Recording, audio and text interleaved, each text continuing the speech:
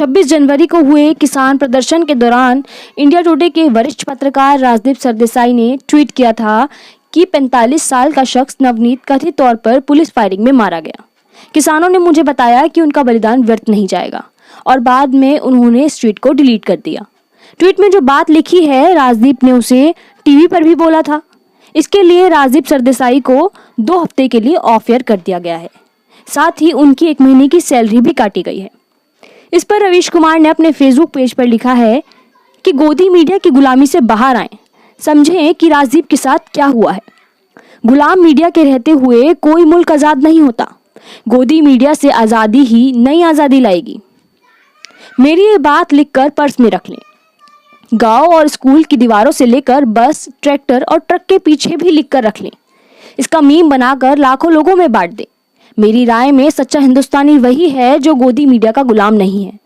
गोदी मीडिया के जरिए जनता को राजनीतिक रूप से गुलाम बनाया जा रहा है। ये उसी गुलामी का चरम है कि जनता का एक बड़ा हिस्सा उन किसानों को आतंकवादी कहने लगा है जिन्हें अन्नदाता कहते नहीं थकता था। इसकी ताकत ईस्ट इंडिया कंपनी और ब्रिटिश हुकूमत से भी 10 गुना है। गोदी मीडिया ने 5 साल में ही जनता को गुलाम बना दिया है। आप पूछेंगे कैसे? गोदी मीडिया ने जनता को सूचना विहीन कर दिया है। सूचना विहीन जनता गुलाम ही होती है। गोदी मीडिया सरकार से सवाल नहीं करता है। सरकार की तरफ से जनता के बीच काम करने वाला नया लठेत है। ये सरकार की सरकार है। इसे पुलिस से लेकर तमाम एजेंसियों का सहारा मिलता है। इसका काम है कि सही सूचनाओं को आप तक नहीं पहुंचने देना, सूचनाओं का पता नहीं लगाना, इसकी जगह झूठ फैलाना, फेक न्यूज़ फैलाना और आपके भीतर लगातार धारणाओं का निर्माण करना। सूचना और धारणा के बीच बहुत फर्क होता है। गोदी मीडिया सूचना की जगह धारणाएं बनाता है। जैसे किसान आतंकवादी है और कोरोना तबलीगी जमात से फैला है। ये जिस तरह से अल्पसंख्यक का शिकार करता है उसी तरह से बहुसंख्यक के उस हिस्से का भी करता है जो हक की लड़ाई लड़ते हैं, जो सरकार से सवाल करते हैं। रवीश कुमार ने आगे लिखा कि कई 100 चैनल, हिंदी के अखबार और आईटी सेल का खेल एक है। जनता तक वैसी सूचना मत पहुंचने दो जिससे वह सतर्क हो जाए, सवाल करने लगे, उसे झांसे में रखो। आज देश में भयंकर बेरोजगारी है। सैकड़ों आंदोलन के बाद भी भर्ती परीक्षा की हालत ठीक नहीं है। गोदी मीडिया ने इस मुद्दे को खत्म कर दिया है। इसकी जगह लगातार लोगों को एक धर्म के नाम पर डराता रहा और एक झुंड को धर्म का रक्षक बनाकर पेश करता रहा। गोदी मीडिया ने बेरोजगार नौजवानों को भी सांप्रदायिक बनाया है, धर्मार्थ बनाया है। पूरा प्रोजेक्ट ऐसा है कि जनता एक धर्म से नफरत करती रहे और सवाल करने के लायक ना रहे। इसीलिए लगातार धारणाओं की सप्लाई की जाती है, सूचनाओं की नहीं। जैसे अंग्रेज सूचनाओं को पहुंचने से रोकते थे, पत्रकारों को जेल भेजते थे, उसी तरह से आज हो रहा है। सूचना लाने वाला पत्रकार जेल में है, उसके खिलाफ मुकदमे हो रहे हैं। आईटी सेल ऐसे पत्रकारों को बदनाम करता है ताकि उसके झांसे में आकर जनता या उनका झुंड पत्रकार पर हमला कर दे। अंग्रेजी हुकूमत प्रेस का गला घोटती थी।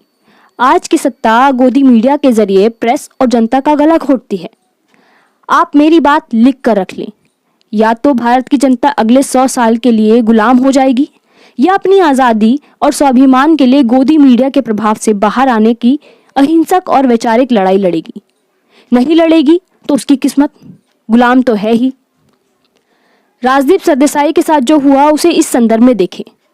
गोदी मीडिया के बाकी एंकर लगातार झूठ और सूचना विहीन धारणाएं फैलाते हैं। उनके खिलाफ कार्रवाई नहीं होती, कभी माफी नहीं मांगते। तबलीग जमात के कवरेज को लेकर सुप्रीम कोर्ट और बॉम्बे हाई कोर्ट की टिप्पणी पढ़िए। गोदी मीडिया ने कितना खतरनाक खेल खेला, लेकिन कोई कार्रवाई नहीं, कोई अफसोस नहीं कि भूल हुई है। प्रेस के काम में गलती होती है, तरीका है कि आप सफाई दें और अफसोस जाहिर करें।